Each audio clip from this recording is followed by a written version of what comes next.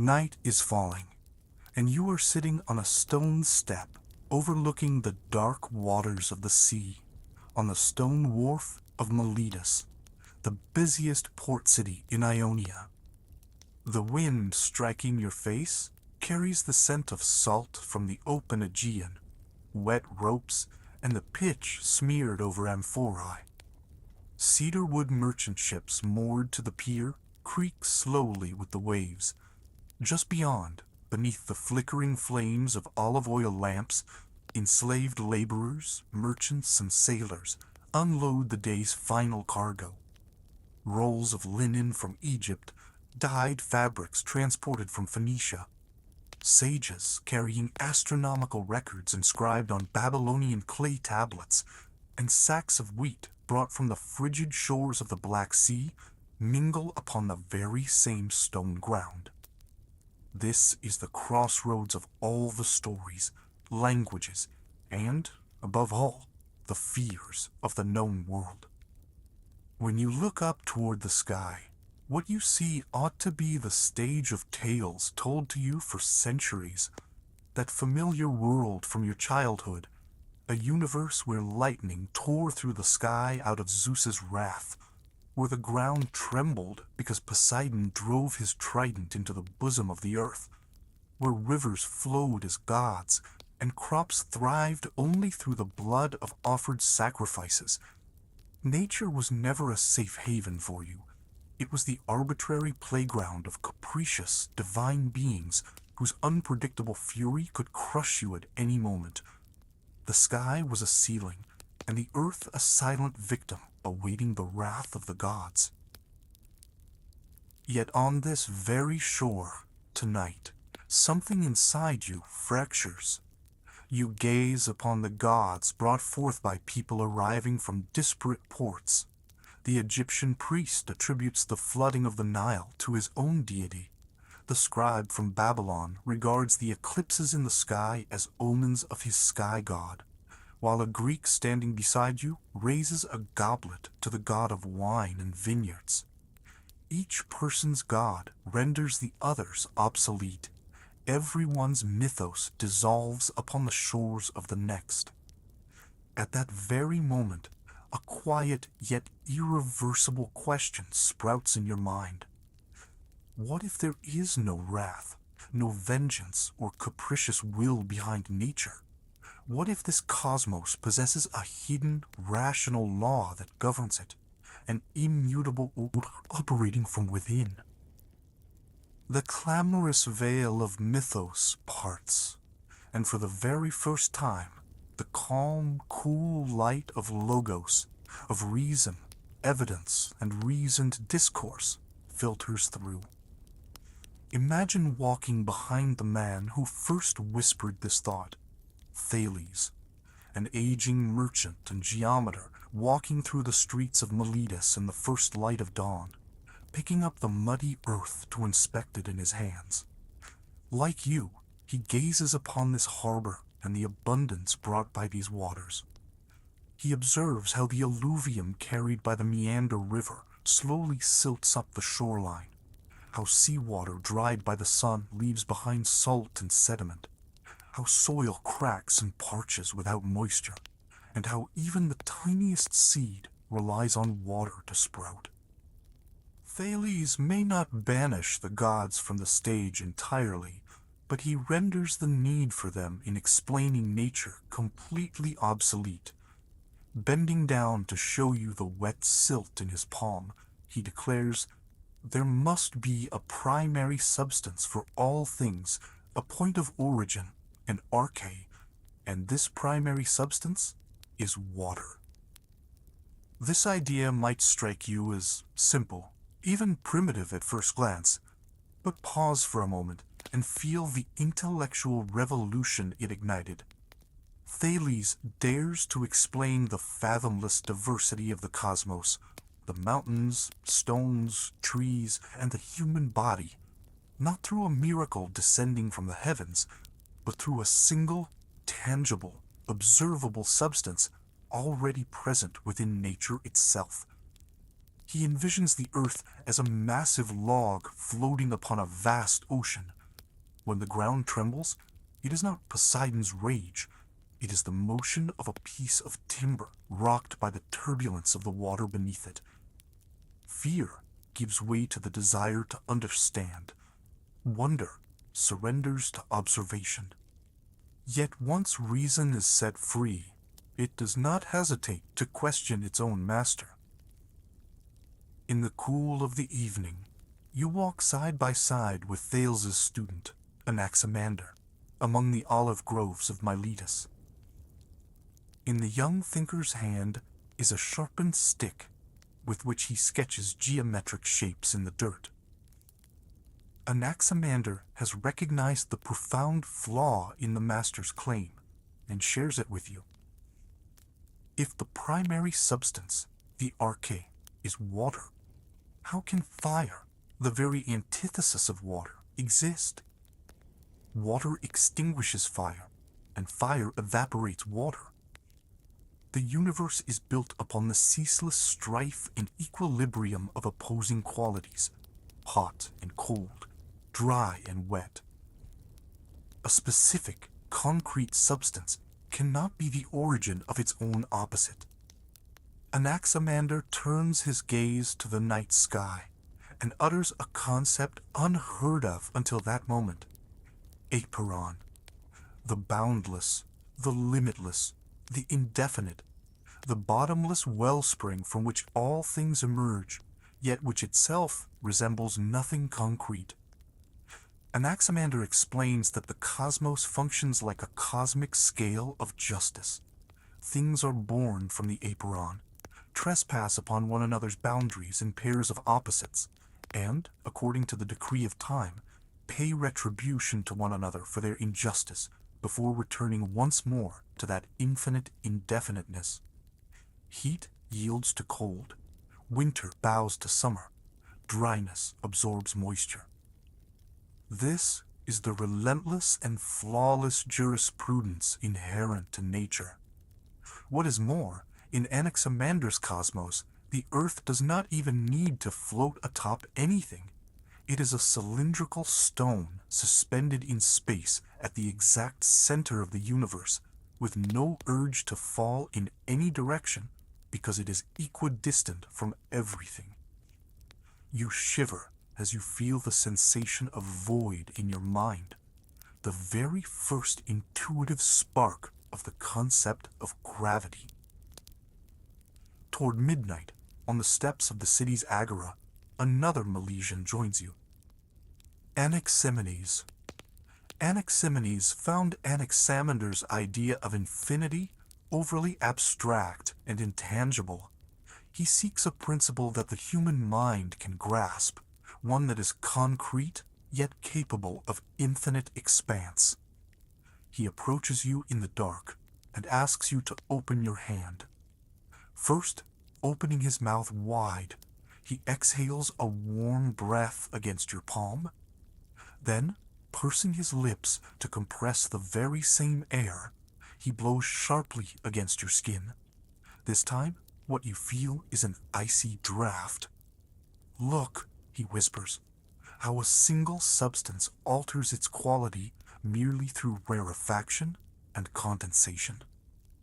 For Anaximenes, the arche is air.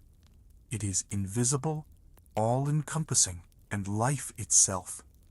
Just as the soul that holds our body together is a breath, so too does air envelop and sustain the entire cosmos.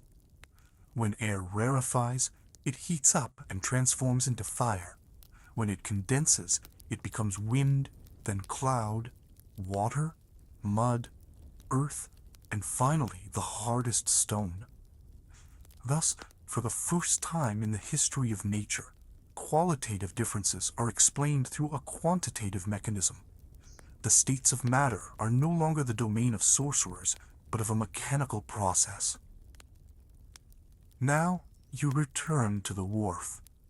The night has reached its deepest hour. Most of the lamps have flickered out, and the streets of the city have surrendered to silence. You listen to the coolness of the stones beneath your feet, the way the air you draw into your lungs fills your chest, and the murmur of the water drifting from the darkness of the open sea. The sky no longer looks the same to you. Those countless points of light above are not the glaring eyes of wrathful deities.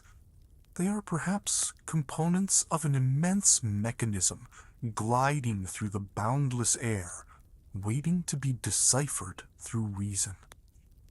On this salty coast of Ionia, the human mind has awakened from its childhood slumber.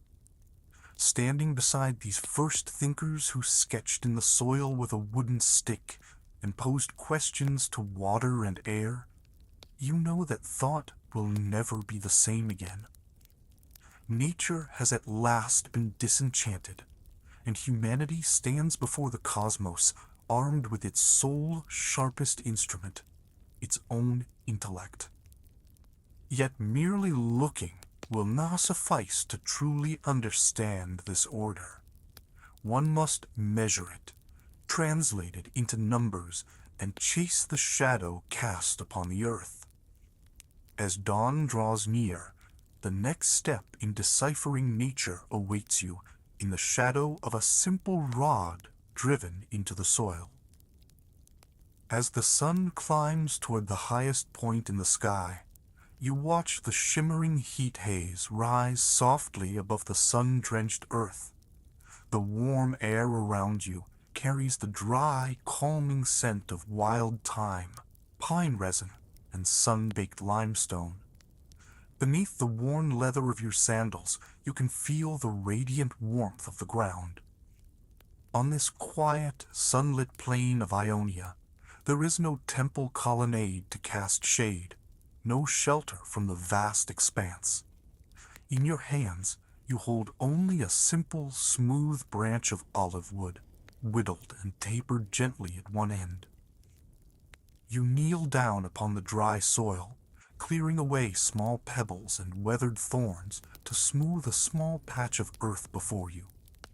Carefully, with quiet intention, you press the wooden rod straight into the ground, ensuring it stands perfectly upright, true to the earth beneath it.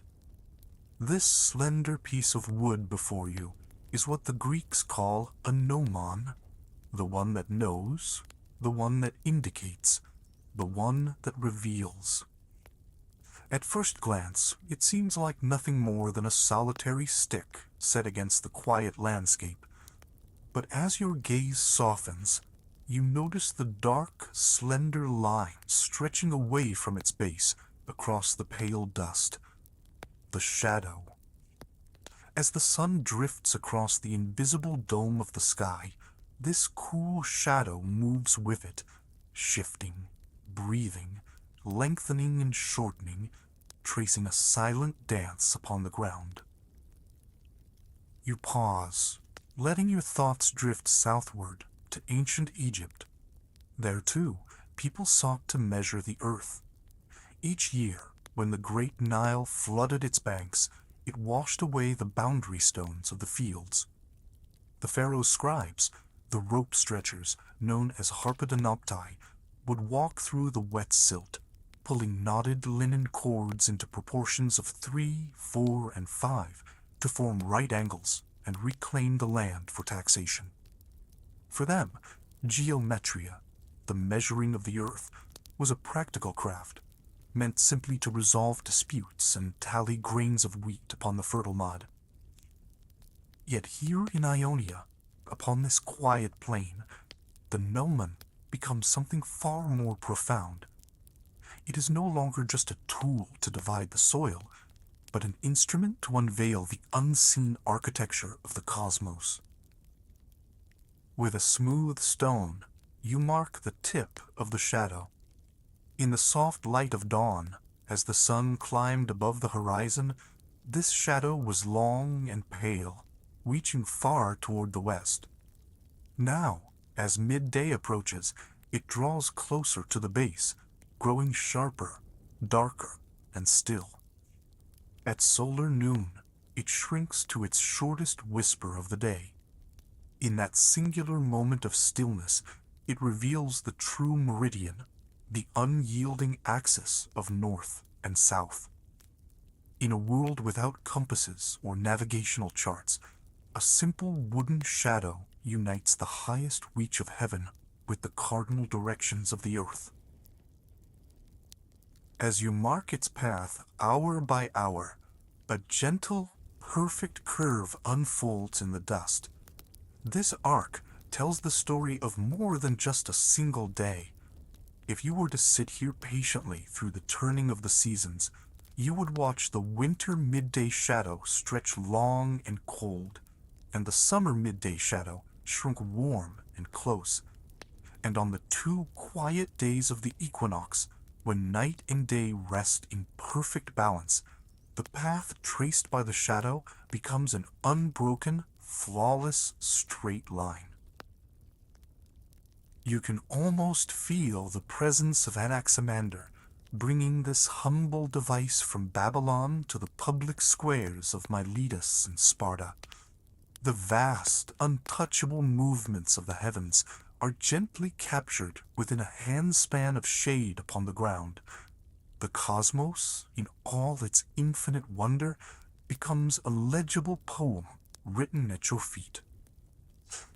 Now, drift further in your mind, wandering south toward the golden limestone sands of Egypt. Imagine standing beside the wise, elderly Thales. Before you rises the Great Pyramid, a monumental mountain of stone reaching into the deep blue sky. For centuries, priests walked along its base, yet possessed no ladder or rope long enough to measure the soaring height of its apex. Thales calmly kneels, planting his wooden walking staff into the warm sand, and waits in serene silence.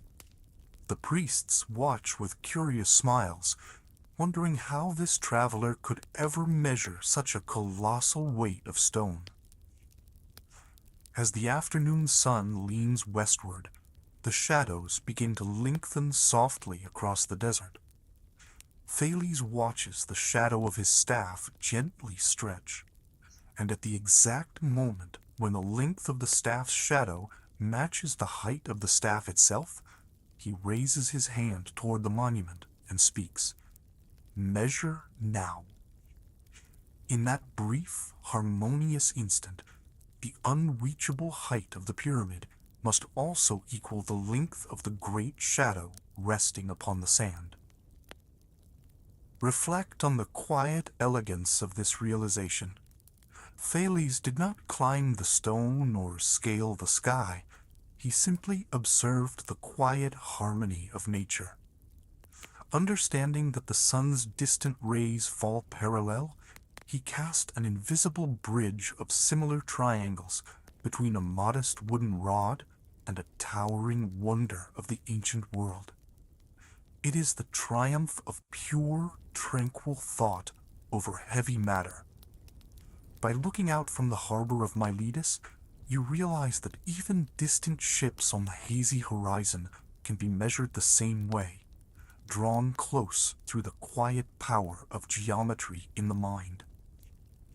As a gentle afternoon breeze begins to stir, you brush the dust from your knees and turn toward a shallow tray of fine sand, an abax where the quiet realm of the geometer comes alive.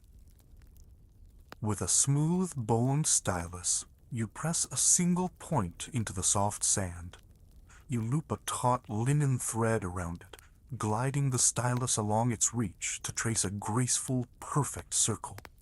You draw a straight line through the center to form its diameter, and then, from both ends of that diameter, you connect lines to any random point along the circle's curved edge.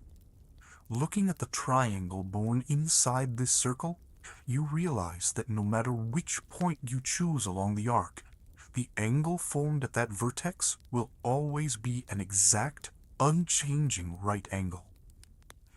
This is the quiet truth of Thales' theorem, echoing softly in the sand. This understanding does not rely on fragile senses, but on the calm certainty of pure reason. No physical ruler is ever truly straight, no grain of sand entirely smooth. Yet the geometry resting in your mind is eternal and immaculate. Here in Ionia, geometry freed itself from muddy fields to enter a realm of timeless, unshakable truth, untouched by the whims of kings, the passage of empires, or the fleeting span of a human life.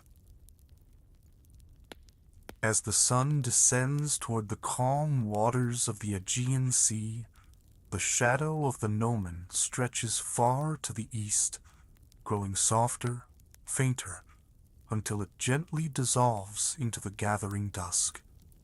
Twilight falls like a soft, cool mantle over the resting earth. And in this stillness, you meet the quiet boundary of the gnomon's wisdom. A sundial whispers the order of the cosmos only as long as there is light. When clouds veil the sky, or night blankets the world in velvet darkness, the gnomon falls silent, the shadow fades. Yet time flows on, steady and unbroken, through the quiet dark where eyes cannot follow. You look up at the deepening evening sky. To understand time beyond the sun, humanity would have to capture its flow in the dark, behind closed doors and beneath starless skies. And as the last light fades, you can already hear the soothing rhythm of what comes next, the slow, steady drip of water falling from a clay vessel onto smooth stone, keeping time in the peaceful quiet of the night. Night falls softly over the city, heavy and still. The sun has set. The shadow of the gnomon you worked on just moments ago fades away, dissolving quietly beneath the gray cloak of twilight. You find yourself in a quiet room with narrow windows and damp stone walls. Inside, the soft, pale yellow light of an olive oil lamp flickers gently from a floating wick in a shallow clay bowl. The familiar scents of the evening fill the air, the faint, warm smoke of burning oil, the earthy richness of damp soil, and the cool moisture seeping from clay amphorae resting on a wooden stand in the corner. In this deep, enveloping darkness, far from the sun and the open sky, you might easily imagine that time has completely stopped, that the night has expanded into a vast, endless quiet. Yet within the darkness, there is a gentle sound. A rhythmic cadence echoing from between two terracotta vessels resting on a stone table nearby. Steady, constant, unwavering. Drip, drip, drip. You slowly draw near. Bringing your hand closer to the flickering flame, you cast its warm glow upon the arrangement before you. The Greeks call this quiet mechanism the clepsydra, the water thief. While the sundial, under the open sky, reveals the grand expanse of time, the turning of seasons, and the majesty of the cosmos, this modest clay vessel silently steals time away, dividing it into small, cool, measurable moments. You peer into the upper vessel, filled with still water. At its base, resting at the tip of a fine bronze tube, is a small stopper. As the plug is drawn, the weight of the water gently releases a delicate thread of liquid, descending like a fragile stream through the tiny opening below. Inside the lower receiving vessel, you notice horizontal lines carved at precise, even intervals. With each line the water reaches, a fragment of the day, or the night slips silently away, never to return. You reach out, letting your fingertip touch the falling stream. The cool, smooth water breaks against your skin into soft droplets. Yet, beneath this simple flow, you sense a profound physical puzzle at play. At first, when the vessel is full, the water flows swiftly, the weight of the liquid above, the hydrostatic pressure, pushing downward with force. But as the upper basin empties, its depth decreases, and the pressure begins to fade. The stream softens, and the intervals between drops lengthen. If the vessel were a simple, straight cylinder, the marked lines below would mislead you. The first hour would rush past too quickly, while the final hour would stretch out, seemingly endless. You observe how ancient Greek craftsmen solved this delicate dilemma. The inner walls of the vessel taper gradually downward in a subtle conical form. As the water level drops, the volume inside narrows in equal measure, perfectly balancing the loss of pressure with the reduction of space. To make the passage of time flow smoothly and linearly across the hours, human geometry gently tamed the chaotic tendencies of nature. Now, allow your mind to drift away from this quiet, dimly lit room. Imagine stepping into the heart of ancient Athens, beneath the bright midday sun, outside the grand dikasterion, the public court of law. Though the sun shines warmly overhead, beneath the shade of the heavy stone columns, it is not the sun that measures time, but the water thief once more. Hundreds of Athenian citizens sit along unadorned wooden benches, their eyes fixed on two terracotta clepsydrae resting upon the speaker's podium. Here, a person's fortune, exile, or very freedom rests upon the steady flow of that water. A speaker steps forward, his fingers resting upon a papyrus scroll as he pauses to gather his thoughts. The court official smoothly draws the bronze plug from the upper vessel. These falling drops form the quiet, unyielding scales of Athenian justice. Whether a wealthy nobleman or a humble laborer from the port of Piraeus, each individual is allotted the very same measure of water to address the assembly.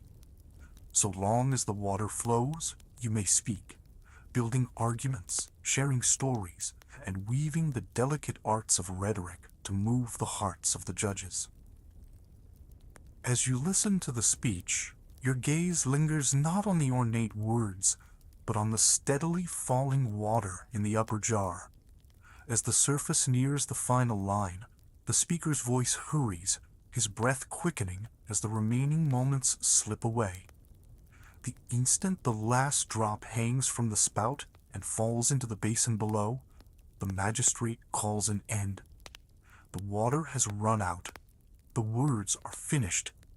Time here cannot be bought, delayed, or extended. Seeing how time is guarded so fiercely, you realize how it is transformed into something tangible, a precious resource. It is no longer merely the open, generous sunlight of the fields, but something bounded, measurable, and deeply valued.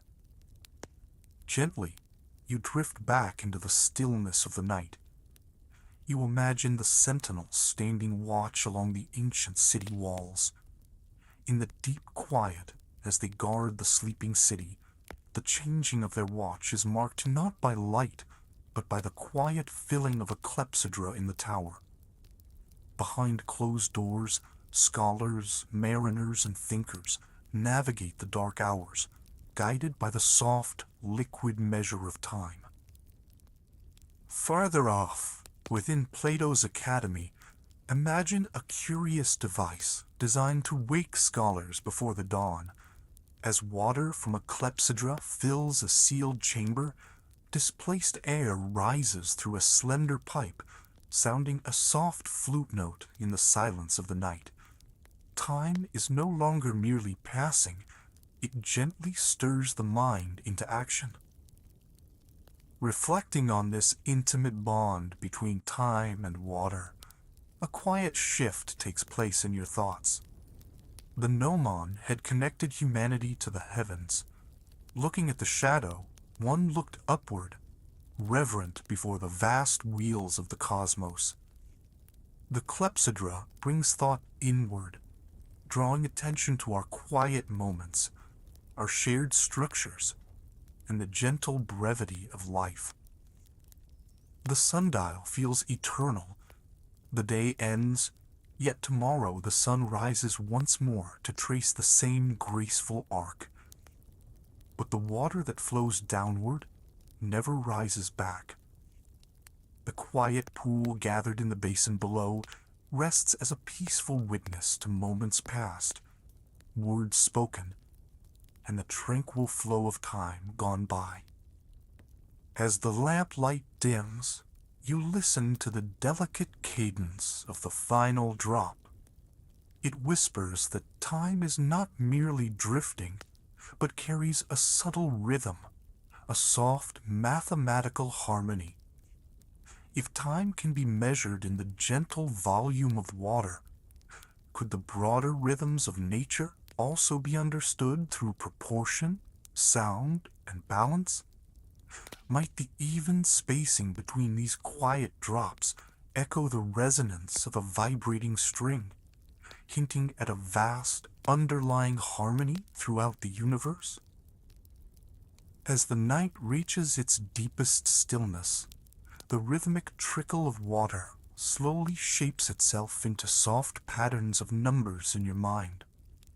The heart of inquiry gently moves away from geometry traced in the soil and water flowing through clay, drifting toward a new sanctuary of thought, one that vibrates in the tension of a string and the mystical universe of numbers. You prepare yourself to listen softly as we wander beyond the quiet doors of Croton into the legendary, harmonious world of Pythagoras. You find yourself in the quiet courtyard of a pale stone sanctuary, perched high upon the limestone cliffs overlooking the ancient city of Croton in the realm of Magna Graecia. Night has settled over the coast. The cool, gentle mist of the Ionian Sea drifts upward with the tide, blending into the still air. All around you lingers the soothing fragrance of dried laurel leaves, crushed myrtle, and the warm, grounding scent of pine resin rising from the sheltered colonnades. This is not the bustling, sun-baked harbor of Miletus with its loud commerce. Here, the night is held in profound silence. Figures draped in pure white linen move across the smooth marble, gliding as softly as shadows, their bare feet making no sound against the cool stone. You pass gently through the outer threshold, moving past the silent novices, the acousmatikoi, who have sworn 5 years of quiet contemplation, listening without speaking a single word. Step by step, you enter the dim and tranquil inner hall, where the mathematikoi, the seekers of hidden patterns and sacred numbers, gather in quiet study. In the center of the room, resting upon a low table of aged oak, lies a simple wooden instrument. It is the monochord, the instrument of a single string. Drawing nearer, you see a long, hollow resonance box carved from wood, with a single gut string stretched taut between 2 fixed bridges. At the head of the table, Pythagoras offers a gentle nod. You reach out, letting your fingertip lightly pluck the tension of the string. The string vibrates with a low, warm resonance. A deep, rich, fundamental tone rises into the stillness, filling the stone chamber with a steady, grounding hum. It is the voice of the whole length, pure and unbroken. Slowly, The master slides a small movable bridge beneath the string, placing it precisely at the center, dividing its length in an exact ratio of 1 to 2. You gently pluck one half of the string. The sound rises again, familiar, yet lighter, clearer, vibrating at exactly twice the pitch. It is the pure octave, what the Greeks call the diapason. With a steady hand, he shifts the bridge to divide the string in a ratio of 2 to 3. Plucking it once more, you hear the calm, resonant harmony of the perfect fifth. Sliding it further to a ratio of 3 to 4, the sweet, balanced interval of the fourth fills the room. In this quiet moment, a profound realization washes over you. The music that moves your soul, that gently resonates within your chest, is neither a subjective illusion nor an accident of sound. Beauty is woven directly from simple, unyielding geometric ratios: 1, 2, 3, and 4.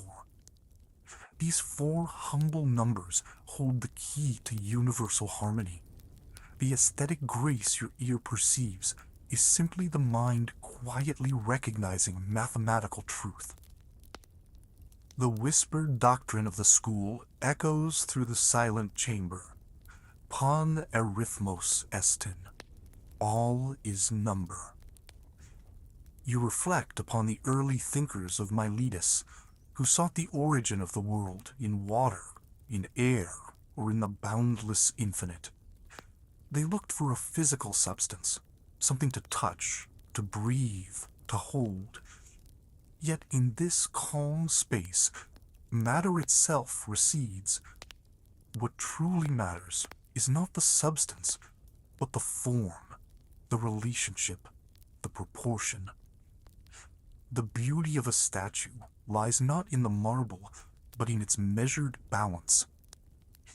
The health of the body resides in the harmonious ratio of its elements. The enchantment of a melody lives not in the string itself, but in the division of its length. Number is the eternal, unseen scaffolding beneath the fabric of reality. Kneeling softly on the cool stone floor, your finger traces the sacred tetractys into a layer of fine white sand resting upon a marble slab. You place a single point at the top, 2 points beneath it, 3 below that, and 4 along the base. 10 sacred points in all, resting in the quiet perfection of an equilateral triangle. As you gaze upon this pattern, the architecture of the cosmos gently unfolds in your mind. The single point represents pure, dimensionless being. 2 points define a line. 3 points create a plane, a surface in space. 4 points give birth to the three-dimensional solid, the physical world itself. Numbers are not merely tools for counting. They are the living, eternal building blocks of form, space, and awareness. Pristine, immortal, and untouched by human frailty. Lifting your gaze toward the open window, you look out into the velvet expanse of the night sky. If the vibration of a single string is governed by number, then what of the grand movements of the heavens? The Pythagorean vision of the cosmos drifts into your thoughts. The earth, the sun, the moon, and the planets, all carried upon crystalline spheres turning in slow, perfect circles around an unseen central fire. Each celestial sphere, as it glides through the dark, produces its own subtle tone, born of its speed, its distance, and its gentle orbital rhythm. Saturn, turning on the outermost sphere, sings the highest note. The moon, nearest the center, hums the lowest. This is musica universalis, the harmony of the spheres. The cosmos itself is a vast, silent celestial harp turning softly in the void. And if you wonder why we do not hear this cosmic symphony, the Master's answer settles softly in your mind. We have lived within this music since the very first breath of our lives. Just as a blacksmith grows deaf to the perpetual rhythm of his own hammer, we do not perceive the cosmic hum because it has surrounded us from the beginning. Our senses perceive sound only when silence is broken, and silence only when sound ceases. But the music of the heavens never rests. It is the continuous, breathing pulse of existence. Yet, within this serene mathematical haven, a subtle whisper of tension begins to stir.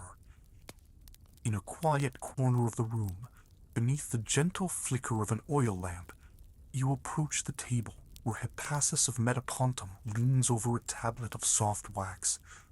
With a bronze compass, he has inscribed a simple square, each side measuring exactly 1 unit. He applies the sacred theorem: the square of one side plus the square of the other equals the square of the diagonal. The diagonal must therefore be a number whose square is 2 whole numbers. Hippasus searches for a way to express this length as a clean ratio of 2 whole numbers. He calculates, divides, and tests the proportions, yet the numbers refuse to resolve. The value cannot be expressed as a simple fraction.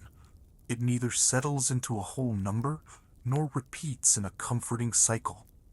It stretches endlessly into the dark, chaotic, unyielding, and boundless. It is a quiet fracture in the heart of rational order.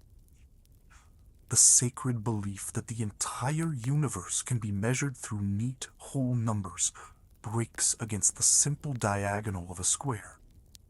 This number is incommensurable, unutterable. In hushed, uneasy tones, the Greeks call it a logon, the irrational. If even the simplest geometry conceals a truth that cannot be measured by whole numbers, what of the dream of a completely orderly world? Legend whispers that Hippasus, having spoken this unsettling truth beyond the sanctuary walls, and revealed the flaw in the cosmic tapestry, would later be cast into the depths of the sea. Truth had outgrown the boundaries of dogma, and the human mind had peered beyond its neat, orderly paradise into the uncanny, infinite depths of the unknown. As the night draws to its quiet close, you step away from the peaceful halls of Croton. The sky above begins to soften into the pale indigo of approaching dawn. In your hands, the memory of the vibrating monochord still lingers. In your thoughts, the profound elegance of number remains, along with the quiet realization that nature is far deeper and more mysterious than our simplest rules can capture. Looking up once more at the fading stars, you notice that not all lights in the night sky move in simple, uniform paths. A few wandering points of light slow their journey, pause against the velvet dark, and seem to gently loop backward. You let your eyes rest upon these wandering lights, the planets.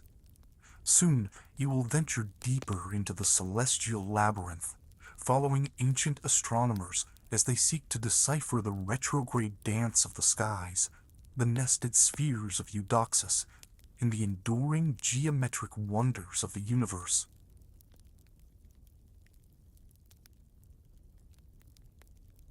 High upon the limestone terraces of Cnidus, in the crisp stillness of midnight, you sit rested against a cool marble pedestal, gazing out into the quiet dark.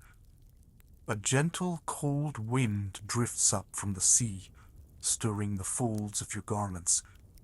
The salt-laden air mingles with the chill of ancient stone, numbing your fingertips.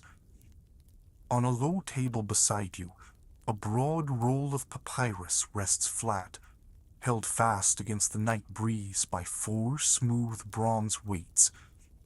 At its edge lingers the faint, earthy scent of dark ink made from soot and oak gall, alongside the soft warmth of linseed oil from a flickering lamp. In one hand, you hold a delicate sighting cord of stretched sinew. In the other, a sharp pair of bronze dividers. You raise your eyes to the heavens. Above you, the sky turns like a vast and flawless dome of dark velvet. Circling silently around the pole, the great host of fixed stars drifts from east to west in a graceful, unchanging arc, their distances from one another never wavering, not even by the breadth of a single hair, across centuries of quiet observation. These are the Uplanese asteroids, the unmoving, eternal beacons of the cosmos. Looking up at their tranquil passage, it is effortless to believe in the unbroken harmony of Pythagoras and the silent perfection of crystal spheres carrying the universe through the night. Yet, when your gaze drifts down to the faded Babylonian records and the dark ink marks you have plotted night after night upon the papyrus, the serene order of the heavens gives way to a haunting riddle. Scattered among the steadfast constellations are 5 points of light that obey no simple rule. The Greeks call them, in a hushed whisper, the asteres planetae, the wanderers, the vagabonds, the restless travelers of the dark. Hermes, Aphrodite, Ares, Zeus, and Kronos. Your eyes settle upon Ares, glowing like an ember, a quiet crimson mark against the deep blue vault. For months, you have observed it at the very same hour each evening, charting its position against the steady backdrop of the lion or the scales. Through your bronze sighting tube, you have watched it trace a gentle, faithful path eastward across the sky, day after day. But then, almost imperceptibly, something falters. The red light slows. Night after night, it seems to stall, coming to a standstill as though anchored into the very marble of the sky. And then, defying every law of harmony and reason, the planet begins to move backward. Drifting westward, it carves a slow, inverted arc through the constellations, and as it retreats, it swells, its brightness nearly doubling, burning with a fierce and vivid red, as if an unseen hand had plucked it from the celestial vault and drawn it closer to the earth. It loops softly in the dark, pauses once more in silence, and then, as though nothing had disturbed its path, gently resumes its eastward journey across the stars. This is the great enigma of the ancient sky, retrograde motion. Sitting in the cold night air, you feel the profound tension within this single curve of light. To the Greek mind, the heavens are the realm of the divine, utterly removed from the flaws, decay, and mortality of the terrestrial world below. While the earth is a place of ceaseless change and disorder, the cosmos above must be eternal, incorruptible, and mathematically pure. And in geometry, true perfection knows only one form, the sphere and the circle, moving in perpetual, uniform stillness with neither beginning nor end. How then could a celestial body wander, hesitate, reverse, or change its radiant light? Could imperfection exist in the divine heavens? In Athens, the voice of Plato echoes through the halls of the academy with his celebrated challenge, "Save the appearances." The planets, he insisted, do not truly falter or change their speed. Their apparent chaos is merely an illusion born of human perspective, a shadowy play deceiving our fragile senses. The task of the geometer is to uncover the serene, uniform circles hidden beneath the restless dance of the night. In your mind's eye, you picture the quiet study of Eutychus of Cnidos. Discarding the mythical tales of Egypt and the omens of Babylon, Eutychus turned solely to the elegance of pure geometry. Upon his table rests an intricate armillary sphere of nested bronze rings. He envisioned a cosmos not of single paths, but of concentric, transparent crystal spheres, layered like the delicate skins of an onion, all turning in silent harmony around the earth at their center. Imagine the subtle mechanics of his vision. The outermost sphere rotates once every day with the majesty of the fixed stars. Nested within it, a second sphere turns on a tilted axis in the opposite direction. Within that, a third and fourth sphere spin at different angles and varying speeds, carrying the planet pinned to the equator of the innermost orb like a quiet jewel. Each sphere glides with absolute, unyielding uniformity. None ever slows, none ever stops. Yet when their contrasting rotations weave together through space, the planet traces a gentle, curving figure eight against the sky, the hippopede, the looping path of a horse's tether. In the quiet of the terrace, the sheer elegance of this thought takes your breath away. What began with the shadow of a simple gnomon upon the ground has blossomed into a majestic cosmic clockwork of 27 nested, invisible spheres, restoring order to the apparent chaos of the night. The appearances have been saved. Yet, as the biting frost touches your skin, you look once more at the crimson dot upon the papyrus, and a quiet doubt lingers. If every sphere remains at a fixed distance from the Earth, why does Mars blaze with such vivid intensity when it loops backward? Why does its light swell like a nearby lantern, only to fade as it wanders away? Eudoxus's geometric spheres could chart the path, but they could not explain the changing light and distance. Geometry had built a magnificent cage for the cosmos, yet the subtle truth of nature continued to shine through its golden bars. Dawn begins to stir along the eastern horizon. The Aegean Sea softens from inky black to a pale slate blue. One by one, the fixed stars dissolve into the morning light, until at last the stubborn crimson glow of Mars fades into the soft illumination of day. You close your inkpot and gently roll the parchment, the cold metallic scent of bronze lingering on your fingertips as sleepiness settles over your eyes. You have spent the night measuring the grand architecture of the heavens and the silent angles of the stars. But what of the mind that seeks to measure them? What compass can chart human virtue, justice, and the mysteries of the soul? As the morning sun washes over the quiet harbor of Cnidos, the journey of thought turns inward, away from the cold geometry of the cosmos, and toward the bustling, dust-swept steps of the Athenian agora, where Socrates waits to question the human heart.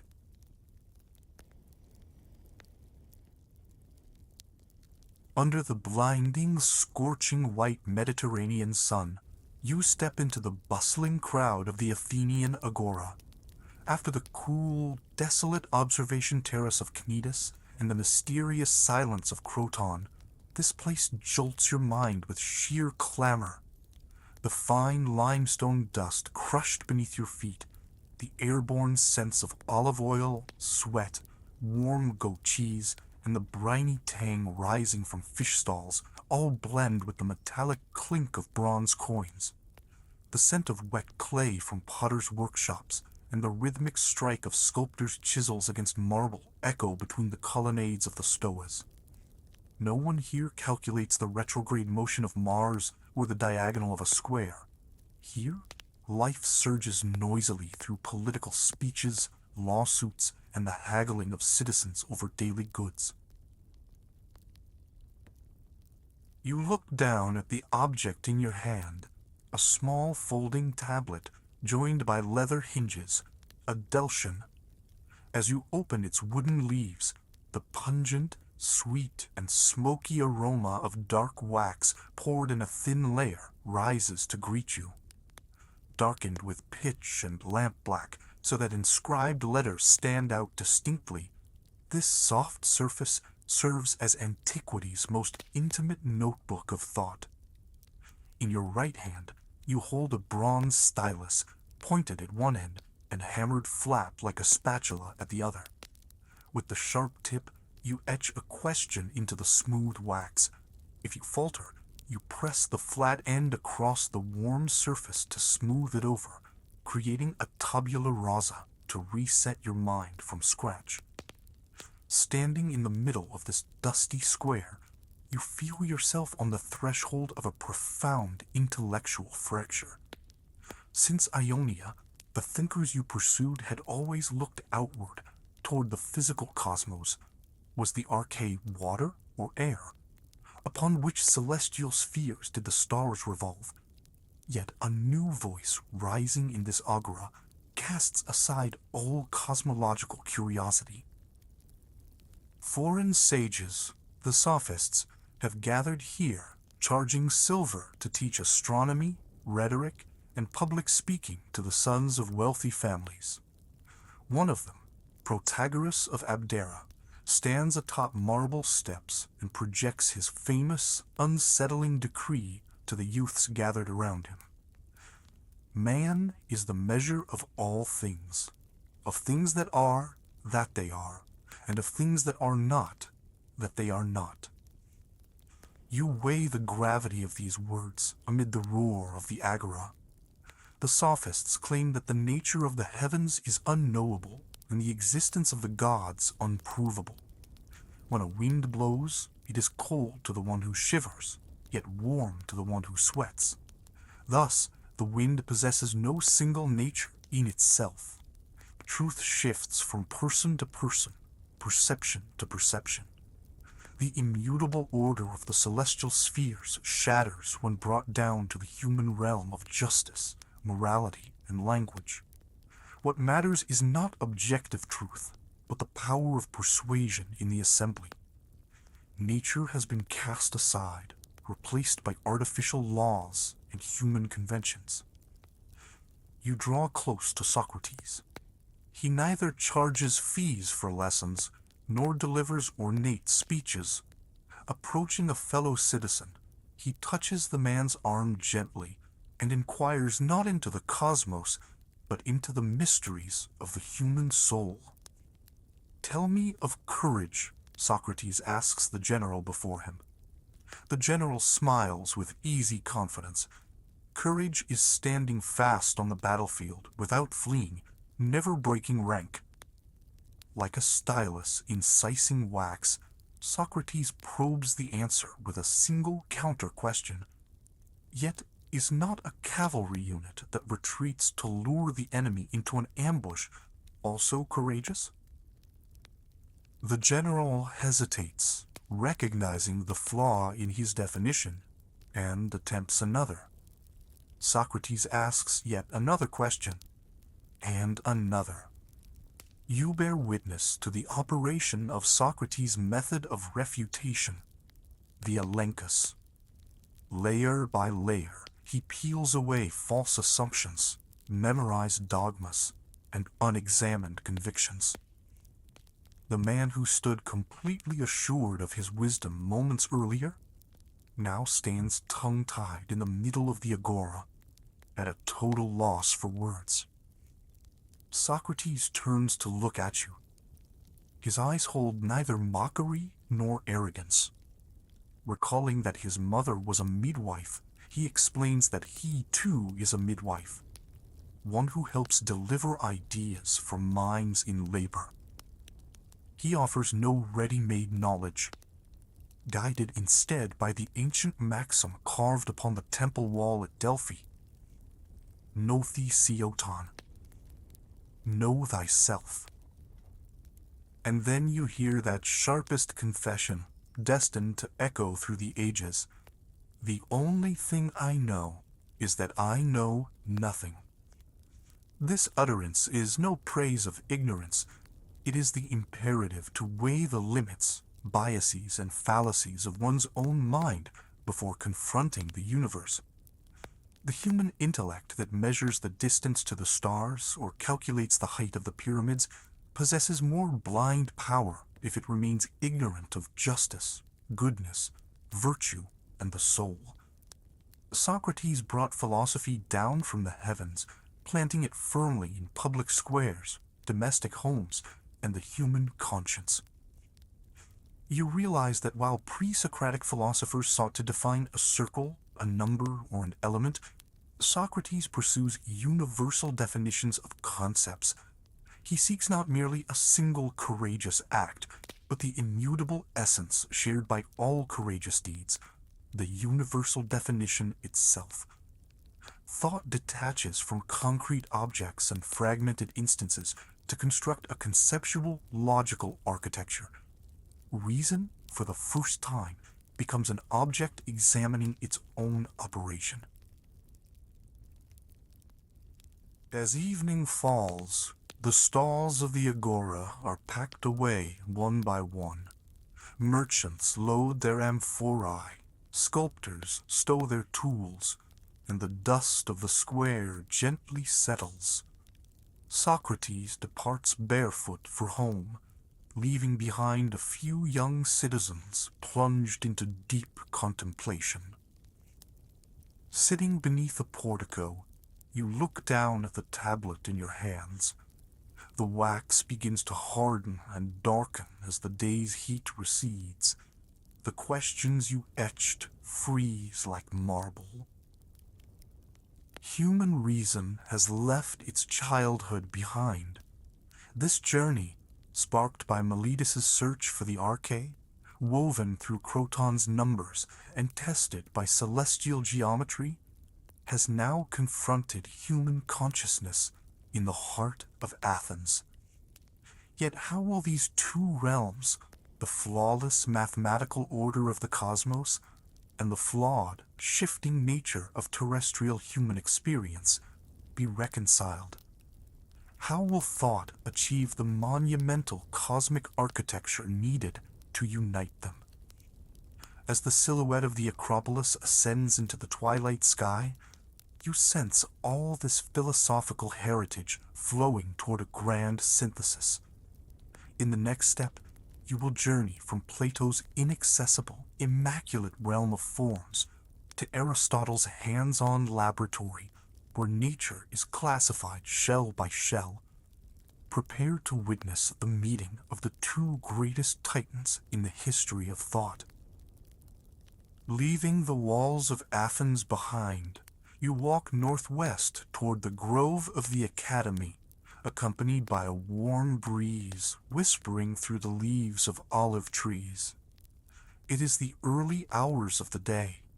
The fresh moisture rising from the soil mingles with the scent of crushed laurel leaves and the cool water channels resting beneath the shade of ancient plane trees. Before you stands an arched gate, and carved into its marble lintel is that stern, uncompromising warning: let no one ignorant of geometry enter here.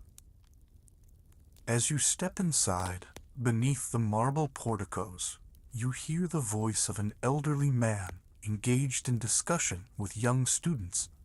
Plato, Broad-shouldered and dignified, he is a figure whose eyes carry the sorrow of a distance not belonging to this world. He turns toward you and invites you into the shade of a colonnade. Sitting beside Plato, you gaze at the 5 regular polyhedra carved from cedar wood in his hands, those geometric solids he considers the building blocks of the universe. The tetrahedron is fire, the cube is earth, the octahedron is air, the icosahedron is water, and that enigmatic dodecahedron is the celestial sphere, the cosmos itself. Plato tells you not to look up at the sky, but to close your eyes and gaze into your own mind. He whispers to you of the famous allegory of the cave, the tale of people chained by their necks and legs in a dark underground cave since childhood, prisoners who watch only the flickering, distorted shadows cast upon the cave wall by objects carried before a blazing fire behind them. For those people, the only reality is those shadows, for since birth they have never seen the true light, the fire, or the sun beyond the cave. Thus, Plato says solemnly, this world you perceive through your senses, the stone you touch, the air you breathe, the sea you behold, is no different from the shadows on that cave wall. For Plato, physical matter is a constantly shifting illusion, born, aging, decaying, and perishing. No circle the eye sees is truly perfect. No table the hand touches is eternal. Therefore, true knowledge, episteme, cannot be derived from this transient, corruptible matter. True being resides only in the realm of perfect, eternal, and immutable forms, the ideas, grasped solely by the eye of the intellect, beyond time and space. All beautiful things on earth are beautiful only insofar as they participate in that pure idea of beauty beyond the heavens. Natural science and empirical observation cannot lead humanity to truth. They are merely sensory chains that deceive the mind. The human soul only remembers, through geometry and dialectic, the truths it beheld in the world of forms before birth. As this profound dialogue unfolds, Plato raises his hand toward the heavens, counseling you to seek truth beyond this mortal realm. A few years later, you find yourself walking in another grove east of the city, along the colonnades of the Lyceum, beside the temple of Apollo Lycaeus. Here, the air carries an entirely different fragrance. In place of the Academy's pure, abstract, and metaphysical stillness, the scent is of dried herbs, sea creatures preserved in amphorae, freshly dissected animal tissues, and wet ink drawn across parchment scrolls. Beside you walks the son of a Macedonian physician, pacing ceaselessly with his disciples as he lectures, a true peripatetic, Aristotle. Aristotle pauses, bends down, and picks up a cuttlefish and a sea urchin newly brought from the shore. With fingers coated in mud and brine, he turns to you. A curiosity fiercely devoted to every contour of the earth gleams in his eyes. Plato is dear to me, he says in a calm voice, but truth is dearer still.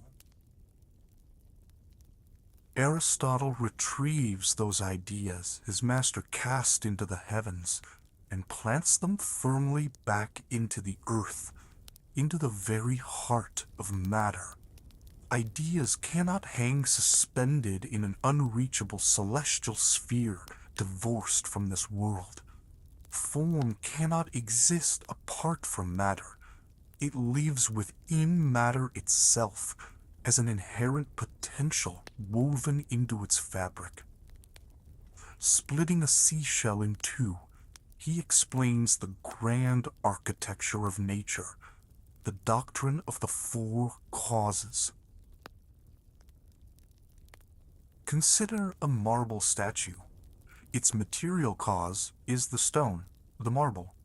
Its formal cause is the design in the sculptor's mind carved into the stone. Its efficient cause is the physical force of the artisan striking the chisel against the marble. And, most importantly, its final cause is the statue's purpose of existence, the ultimate end it aims to realize. For Aristotle, nature does nothing in vain. Every entity in the natural world strives to actualize its latent potential into full realization. An acorn does not crack and sprout by blind chance, but by virtue of the final end it carries within. A bird's wings are for flying, an eye is for seeing. Nature is not the chaotic collision of blind atoms. It is a living, breathing, colossal, and organic whole whose every part is directed toward a purpose.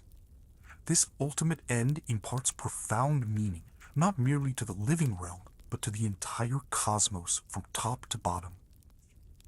As evening falls, you sit with Aristotle upon the stone steps of the Lyceum, and listen to the magnificent two-tiered cosmic blueprint conceived within his mind.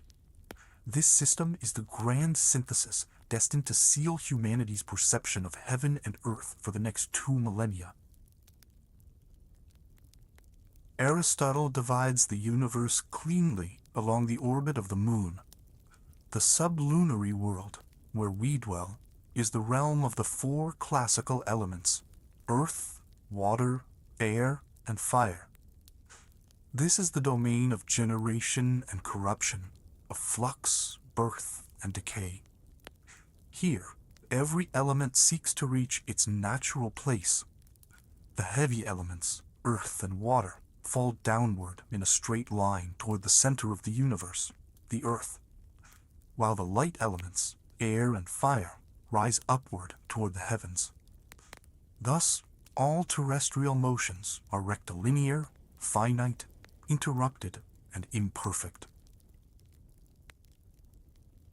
Yet, when you lift your head and gaze beyond the sphere of the moon, an entirely different universe begins, the superlunary realm. There is neither earth nor fire there.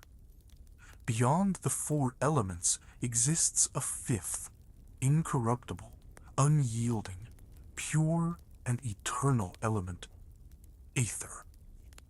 The celestial bodies are composed of this quintessence. They are neither born nor do they perish. They have neither beginning nor end. Consequently, their motion cannot be finite and rectilinear like that of the earth. Their motion is the only perfect geometric form that knows neither start nor finish. Uniform, perpetual circular motion. And atop this colossal mechanical apparatus, where 55 crystalline spheres, stars, and planets drive one another, stands the ultimate source of all things, Proton Kinun, the prime mover, the unmoved mover. It does not propel the universe through physical force. Rather, as the embodiment of supreme beauty and the ultimate end, it draws every entity in the cosmos toward itself through cosmic desire and love, setting the entire cosmos into eternal motion through the sublime pole. Following this dialogue, as the darkness of night envelops the Lyceum, you sink into deep contemplation over this grand synthesis. Plato bestowed upon you the abstract power of reason and mathematics, the perfection of ideals. Aristotle, in turn, brought that intellect down to earth, weaving every leaf, bone, and star of nature into an interlocking logical and teleological tapestry. Since the day it emerged from mythos, the human mind had dissected nature, measured it, quantified it, and at last transformed it into a colossal cosmic theater, with a beginning and an end, where every single part is infused with purpose. Yet as you rise from the marble steps and gaze into the deep, boundless darkness of the nocturnal sky, a strange tremor of awe stirs within you. Can the cosmos truly be contained within these flawless philosophical spheres constructed by man? Or is human consciousness, standing before the mute and infinite expanse of the universe, still a solitary observer, dwelling inside an ordered temple of its own creation? As the oil lamps flicker out one by one, you step toward the final threshold of this long night of reflection, toward the break of dawn and the eternal legacy that science and philosophy leave within the human soul. The night has reached its deepest, most desolate hour. The wind has stilled, the entire world has receded into a profound silence, broken only by the slow, hypnotic rhythm of waves lapping against the marble steps along the Aegean shore. The wick of the terracotta lamp resting on the wooden table beside you has consumed the final drop of olive oil in its bowl. The flickering flame wavered and stretched several times, as if in its death throes, then gently died out, leaving behind a slender trail of blue smoke and the scent of cooling ash. Darkness is now absolute. As your eyes adjust to this pitch-black void, the sky above sparkles with a clarity, depth, and crushing majesty never seen before. On this terrace, at the edge of infinity, you stand completely alone. Aristotle's system of crystalline spheres comes alive in your mind, where every part serves a purpose, and humanity rests firmly at the center of the cosmos. Yet tonight, gazing into the cold, silent abyss of the sky, you recall how a few solitary minds tore down the walls of this comforting cosmic temple. A whisper reaches your ears from the island of Samos, Aristarchus. Only a few generations after Aristotle, this man calculated the distances and sizes of the sun and moon relative to Earth using simple geometric tools. Realizing the sun was exponentially larger than Earth, Aristarchus dared to ask an inconceivable question. How could a colossal mass of fire revolve around a mere speck of dust so much smaller than itself? And for the first time in human history, he tore Earth from its sacred center, placing the sun at the core, and turning our world into an ordinary planet, spinning on its own axis and orbiting through the void. You feel the eerie depth of the void, left by the realization of a universe where humankind is no longer the center. And you drift even further back, to the windswept shores of Abdera in northern Thrace. You see Democritus kneeling, letting a handful of dry sand slip through his fingers. Democritus whispers to you the indivisible, fundamental particles of matter, atomos. In his universe, there are neither Plato's perfect forms nor Aristotle's teleological purposes. All that exists is an infinite void and countless atoms ceaselessly colliding, joining, and separating from eternity to eternity. No divine purpose, no cosmic reward, no benevolent creator looking after humankind. Only mechanical necessity and the eternal dance of matter. Birth is merely the congregation of atoms. Death, their dispersal into the boundless expanse of space. Before this infinite, relentless scale, you sense how small, fragile, and solitary humanity truly is. For a moment, an ancient dread grips you. The indifferent silence of the stars, this bottomless cosmos looming over you as if ready to crush your very being.